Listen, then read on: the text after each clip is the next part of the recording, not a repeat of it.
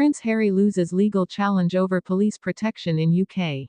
The Duke of Sussex has lost a legal challenge over the level of taxpayer-funded security he is entitled to while in the UK, allowing the government to proceed with a bespoke and cheaper level of protection for his family. 3 senior judges at the Court of Appeal rejected Prince Harry's claim that he had been singled out for inferior treatment, and that his safety and life were at stake after a change in security arrangements that occurred when he stepped down as a working royal and moved abroad. He had challenged the dismissal of his High Court claim against the Home Office over the decision of the Executive Committee for the Protection of Royalty and Public Figures, known as RAVIC, that he should receive a different degree of protection when in the country. Sir Geoffrey Voss, the Master of the Rolls, said, "I concluded, having studied the detailed documents, I could not say the Duke's sense of grievance translated into a legal argument for a challenge to RAVIC's decision. The ruling will be a personal blow to Harry, who said he was overwhelmed by the case when he flew back for the 2-day hearing last month." Speaking to a Daily Telegraph reporter outside the hearing, he suggested he considered the appeal more important than his other legal battle against tabloids, saying, "This one always mattered the most." Barristers for Harry, 40, told the appeal court that RAVIC did not follow its own terms of reference when deciding his security.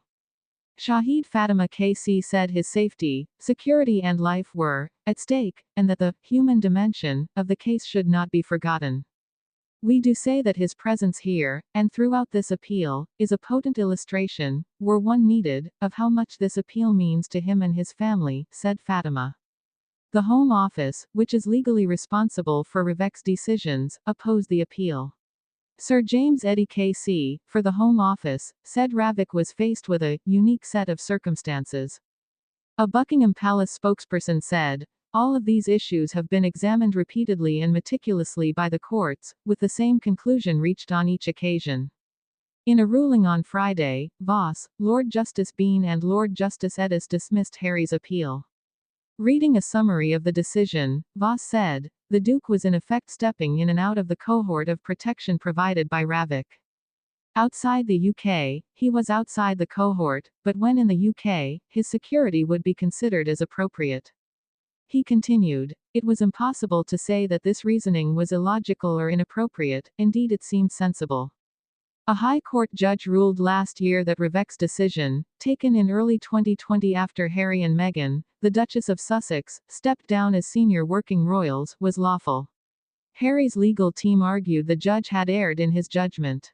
RAVIC's final decision, shared on the 28th of February 2020, stated that Metropolitan Police protection would no longer be appropriate after the Sussexes' departure, and that they should receive a different degree of protection when in the UK.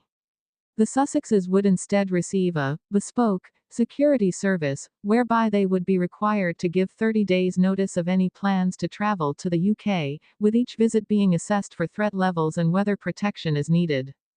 Critics of Harry have said he raised his own profile as a possible terrorist target in 2023 after disclosing in his memoir Spare that he had killed 25 Taliban fighters. Harry could appeal, but would need permission to do so, according to the legal commentator Joshua Rosenberg. There wasn't an application for permission just now from the Court of Appeal. There might be one in writing. If permission is refused, then Prince Harry's lawyers could go and ask the Supreme Court for permission, Rosenberg told Sky News. But what the Supreme Court will look at is whether this is a case of general public interest, general public importance. It seems to me it's one of very, very specific importance to Prince Harry. A Home Office spokesperson said, "The UK government's protective security system is rigorous and proportionate.